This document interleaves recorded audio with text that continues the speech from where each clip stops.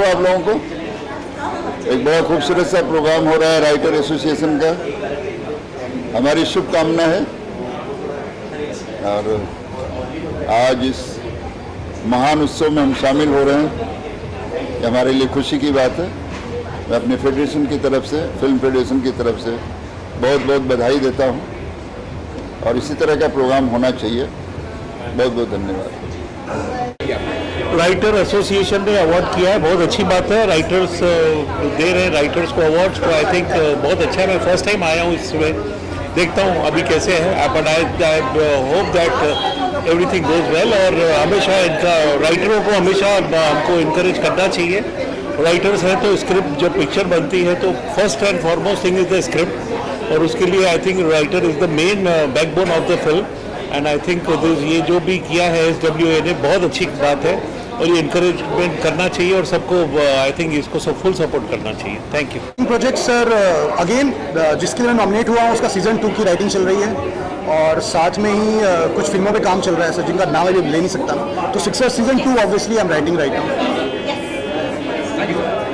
अच्छा, मैं सबसे पहले तो ये कहूँगा कि ऐसे अवार्ड्स कितनी खुशी की बात है कि राइटर्स कम्युनिटी के लिए एक अवार्ड है और जिसको फेलो राइटर्स ने सिलेक्ट किया है। ऑल्सो अगर अवार्ड न भी हों, सिर्फ सारे राइटर्स यहाँ मिल रहे हैं और उन पे फोकस है, और राइटर्स के लिए इतने सारे माइक और इतने सारे कैमरा लगे हुए हैं, ये फिल्म इंडस्ट्री में बड़ा कम होता है। यहाँ पे आप बाकी जो अवार्ड फंक्शन होते हैं वहाँ पे राइटर्स को बड़ा पीछे कहीं बिठाया जाता है, एकदम छुपा दिया जाता है। यहाँ कम से कम हम लोग सामने हैं, अपना काम सेलिब्रेट कर रहे हैं, अपने साथियों का काम सेलिब्रेट कर रहे हैं। It's a very happy day.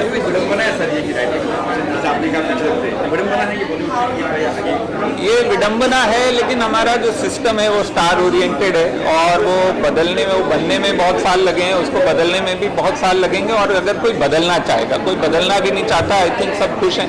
और हम राइटर्स जो हैं, हमारी सबसे हमारी कलम में बहुत ताकत है, लेकिन हमारी आवाज़ जो है, हम लोग थोड़े से हम्बल लोग होते हैं, उतना लड़ते नहीं हैं अपने लिए। दूसरों के लिए लड़ना हमको आता है, अपने लिए लड़ना नहीं आता है।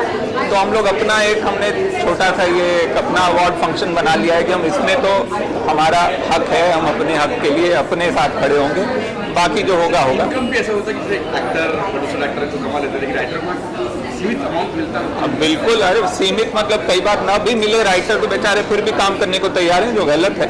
लेकिन इनकम में तो बहुत बड़ा गैप है। बाकी इनकम से ज़्यादा मुझे लगता है राइटर्स को जो एक ज़रूरी है जो चीज़, इज्जत, वो देने में पैसे नहीं लगते हैं। सॉरी, इज्जत देने में पैसे नहीं लगते हैं। आप किसी को प्यार से उससे बात करो, तमीज़ से बात करो, उसमें कोई पैसे नहीं लगते हैं। उसमें भी लोग कंजूसी करते हैं, उसमें भी लोग सोचते हैं कि राइटर को इज्जत, पैसे तो हम दे नहीं रहे, इज्जत भी नहीं देंगे। वो बहुत बड़ी प्रॉब्लम है। एक कल्चरल माइंडसेट हमारा ये है कि इसका काम शुरू में हो गया, अब इसको निकाल दो। अब वो फिल्म सेट पे भी जाता है राइटर को, कई बार कुर्सी नहीं मिलती है बैठने को, ठीक है। और वही, जबकि आपकी लिखी हुई कहानी पे वहाँ फिल्म बन रही है, डायलॉग आपने लिखे हैं जो बोल रहे हैं बड़े बड़े स्टार। तो बट आई फील चीज़ें बदल रही हैं SWA की मेहनत से, IPRS की मेहनत से। ये ऑर्गेनाइजेशन जो है ये स्ट्रांग हुई हैं और इन्होंने अपना हक सामने रखना शुरू किया है, जिसकी वजह से चीज़ें बदली हैं। And I am very happy about that. अलग यहाँ से गदर दोनों साथ में आ रही है, क्या लगता है? अगर गदर 2 और मैं दोनों साथ में आ रही है, मैं सर इन फिल्मों पे नहीं, फिल्मों पे कोई कमेंट नहीं करूँगा मैं अपने।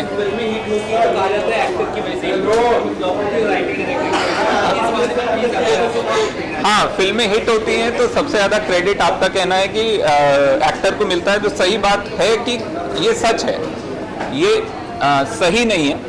सही में ये होना चाहिए, अगर फिल्म हिट हुई है सबका क्रेडिट है, उसमें writer, director, actor, editor, composer, सबका हाथ होता है, तभी एक अच्छी फिल्म बनती है। और जब खराब फिल्म बनती है उसमें भी बहुतों का हाथ होता है। पर मैं कहूँगा अगर खराब फिल्म बनती है तो उसमें सबसे कम जिम्मेदारी राइटर की होनी चाहिए, क्योंकि बहुत सारे लोग हैं जो उसको इंटरप्रेट कर रहे हैं। कई बार हम लिखते कुछ हैं, डायरेक्टर बनाते कुछ हैं, और फिर उसके बाद उसका म्यूजिक खराब होता है या डिस्ट्रीब्यूशन खराब होता है। So many things. बट ये ज़रूर है कि जो फिल्म चलती है, जो अच्छी फिल्म होती है, उसमें राइटर का बहुत बड़ा योगदान होता है और वो होना चाहिए और उसको इज्जत मिलनी चाहिए।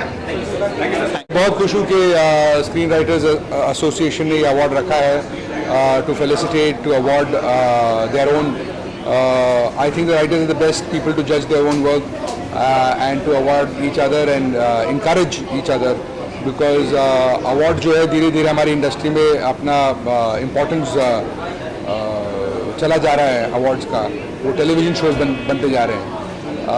मेरी ये उम्मीद है कि ये शो ऐसा नहीं है और ये एक जेन्युइन अवार्ड फंक्शन है। As part of the community, as part of the industry, I just wish and hope more and more original writing talent comes out of this country, because we're a very vast and amazing country and amazing minds. So it's about encouraging them and making sure that they earn good money so that they come out with good work. ऐसा लगता है कि writer को इतना महत्व नहीं मिलना चाहिए जैसे एक्टर को मिलता है जी, अब तो थोड़ा थोड़ा समय बदल रहा है और ऐसा नहीं है कि राइटर्स को इम्पोर्टेंस नहीं मिलती है, और मिलनी चाहिए और कामयाबी मिलनी चाहिए। एक्टर से बहुत कम कंपैरिजन किसी भी क्राफ्ट का होता है, बिकॉज एक्टर का चेहरा होता है सामने, तो आपका प्रोडक्ट जो है या आपकी फिल्म, आपका सब्जेक्ट, आपका वेब सीरीज़ वो एक्टर के चेहरे से पहचाना जाता है। तो वो एक बात है कि मतलब उनके चेहरे पे चीज़ें दिखाई देती है और पहचानी जाती है, तो उसका एक एडेड एडवांटेज है, बिकॉज जब फेलियर भी होता है तब उनके चेहरे पे ही होता है, तो सबसे पहले तो उससे उन्हें इफेक्ट होता है। तो definitely writing is the backbone, like all other crafts that are involved, and yes, definitely we should encourage them more, and more and more good original talent should be coming out of India very soon. क्योंकि मैं तो सालों से FWA फिर SWA का member रहा हूँ as a writer, तो एक बहुत ही एक अमेजिंग कल्मिनेशन है जब आप शुरू से जाते थे रजिस्टर कर अपना स्क्रिप्ट करने से, फिर आप फिल्म लिखते थे, जो फिल्म बनती थी, और अब फाइनली ये एक हैप्पी एंडिंग है जहाँ पर हम खड़े हैं एक स्टेज पे। और more power to the writers association, more power to all the writers. और मैं एक आखिरी बात यही कहूँगा कि बस ये award in a way also dedicated है उन सारे राइटर्स को जो कभी सोचते हैं कि वो भी एक दिन इस तरह हमारी तरह एक मंच पे खड़े रहेंगे। This is for them, it's all possible. आप बस मेहनत करते रहो, लगे रहो, एंड थैंक यू। एक और चीज़ मैं कहना चाहूँगा, एक बहुत कमेंडेबल चीज़ है वेब के लिए जो काम अभी हो रहा है, उसमें अडेप्टेशन और ओरिजिनल्स को डिफ्रेंशिएट करके और टैलेंट को एक्नॉलेज करना और अप्रिशिएट करना, I think is a very very good move, क्योंकि इन दोनों ही कैटेगरीज़ की अपनी अपनी स्पेसिफिक नुआंसेस हैं, which is very good. And I am hoping आगे भी जाते वक्त जैसे जैसे कॉम्प्लेक्सिटीज़ बढ़ेंगी, मीडिया जैसे जैसे मर्ज करेंगे, वैसे वैसे नई कैटेगरीज और ऐड होती जाएंगी, आई वुड से। और एक और इम्पोर्टेंट चीज़ है जो हम फाइनली रिकग्नाइज करने लगे हैं, मतलब ऐसा नहीं था कि राइटर्स बहुत अच्छे राइटर्स शुरू से आए हैं, बट एक राइटर को रिकग्नाइज करना, बिकॉज एक सफ़ेद कागज़ को जान टूटना, फिर उसकी एक विजन बन के पर्दे पे आना, वो जो एक इम्पॉर्टेंट एस्पेक्ट है जिसके, बिकॉज क्या होता है, स्टार्स होते हैं तो एक स्पॉटलाइट क्रिएट होती है, actors are in front of the camera, there is a lot of celebration of other people, but finally SWO has taken this initiative to recognize the talent behind making those big blockbusters, big web shows, big stories. तो वो एक recognition जो है बहुत important award है, और specially writers के लिए वो बहुत सिग्निफिकेंस अज्यूम करता है, बिकॉज आप उसको रिकग्नाइज कर रहे हैं जिसने उस जम को पैदा किया है और फाइनली जगह पर्दे में दिखाया। and the event has been organized so well. बहुत ही मुझे इस बात की खुशी है कि क्योंकि हम काफ़ी पॉपुलर अवार्ड्स फंक्शंस में जाते रहते हैं, it's usually chaotic and it's a mess in the way, but बहुत ही अच्छी तरह से ऑर्गेनाइज किया गया है शो। और ये इट्स ऑब्वियस क्योंकि राइटर्स कम्युनिटी ने किया है, तो एक तरह की डिसिप्लिन है उसमें। मैंने कहा स्टेज पे एक छोटी सी चीज़ की हर एक को एक अलग ट्रॉफी दी गई है, टाइम पे प्रोग्राम शुरू हो रहा है, there's very well organized, very good volunteers. So congratulations to the Screenwriters Association as well. Great. No, I feel जैसे जयप्रत ने भी एक वर्ड यूज़ किया पॉपुलर, आई थिंक बहुत एसेंशियल है, बहुत इंपॉर्टेंट है कि पॉपुलर को क्वालिटी से सेपरेट करना, डिफरेंशिएट करना बहुत ज़रूरी है, जो कि I think it could only have come from the SWA, because ज़रूरी नहीं है कि आपके पास वो सारा इंफ्रास्ट्रक्चर हो जो पंप करके आप एक स्पेस तक जा सकें, पोजिशनिंग दे सकें अपने आप को। कभी कभी होता है एक शेयर क्वालिटी होती है, एक प्योरिटी होती है, न्यूआंस होती है, और आप उसको एक एक रिस्पेक्टफुल रेवरेंट दर्जा ही देना चाहते हैं। आप नहीं चाहते कि आप एक रेस में घुसें, और वो I think SWA he acknowledge कर सकता था कि हाँ ये लोग उस रेस का पार्ट नहीं है, but yes quality still there, that hard work is still showing up. So I think kudos and it's great for On the contrary, actually, with sitting with and amongst everybody in yes, there is and even if you go through the nominee list, overwhelming. all of them are such great names. मुझे best lyrics के लिए मिला है हमारे गाने ऐसे क्यों को, जो कि मिसमैच सीजन 2 में था, और उसके लिए मुझे बेस्ट लिरिक्स का अवार्ड मिला है। And I am very happy, thanks to SWA and all the jury members कि हमें ये अवार्ड मिला।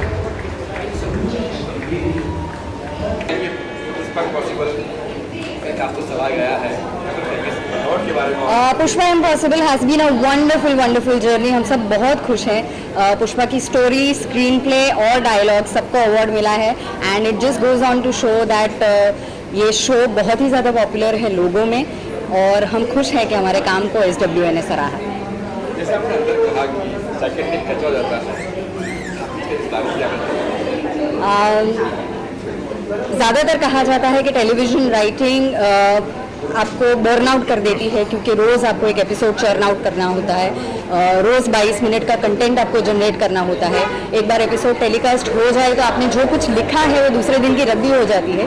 फिर ये सही चीज़ नहीं है मेरे मानने में। अगर आप अच्छे से शिद्दत से काम करो तो टेलीविज़न राइटिंग बहुत ही अच्छा रियाज है, और आपको ट्रेन कर देता है किसी भी तरह की राइटिंग के लिए।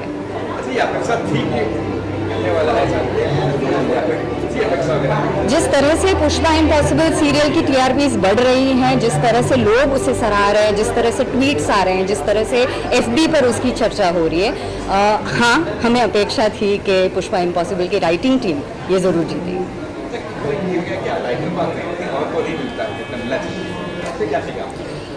नहीं, मुझे नहीं लगता ऐसा कि राइटर को महत्व नहीं मिलता, क्योंकि जब भी आप देखेंगे तो किसी भी चीज़ की शुरुआत जो होती है, किसी भी क्रिएटिव चीज़ की शुरुआत जो होती है, वो एक कोरे पन्ने से होती है। उस कोरे पन्ने को अपने आइडिया से, अपनी कल्पना से एक राइटर भरता है। तो अगर प्रोड्यूसर को स्क्रिप्ट पिच करनी है, एक प्रपोजल पिच करना है, या चैनल को एक प्रपोजल पिच करना है अपने स्टूडियोज़ को, तो कहीं ना कहीं एक राइटर की ज़रूरत पड़ती है। और जब एक अच्छा शो, एक मुकम्मल शो आपको बनाना है, तो वो बिना राइटर पॉसिबल नहीं है। तो मुझे नहीं लगता कि राइटर्स की वैल्यू कम है, और राइटर्स को अपनी वैल्यू बिल्कुल ही कम नहीं समझनी चाहिए। या राइटर बहुत सही कहा स्नेहा जी ने, बैकबोन है टेलीविज़न सीरियल के लिए। और टेलीविज़न सीरियल एवरी डे सुबह को उठकर ब्लैंक पेज पर लिखना, ये एक बहुत चैलेंजिंग मामला है। मैं इस इंडस्ट्री में करीबन 22 साल से हूँ, और अब तक मैं करीबन 10,000 एपिसोड्स लिख चुका हूँ अलग अलग सीरियल्स के। और फिर भी आज जब बैठता हूँ कोरे पेज पर लिखने के लिए, तो आज भी वही फीलिंग महसूस होती है कि मैं आगे क्या लिख पाऊँगा और किस तरह से मेरे ऑडियंस को ये चीज़ पसंद आएगी। तो definitely it's a very challenging platform of writers, और चाहे वो डायलॉग राइटर हो, स्क्रीन प्ले राइटर हो, चाहे वो स्टोरी राइटर हो। लेकिन किसी भी चीज़ की शुरुआत, जैसे कि हम पाया कहते हैं, वो राइटर है, and we are proud to be writers. Well, dialogue writers हैं हम लोग, तो जनरली लोगों को लगता होगा कि डायलॉग राइटर्स इतना क्या लिखते होंगे उसमें, या फिर कितना डिफ़िकल्ट होता होगा उनका काम।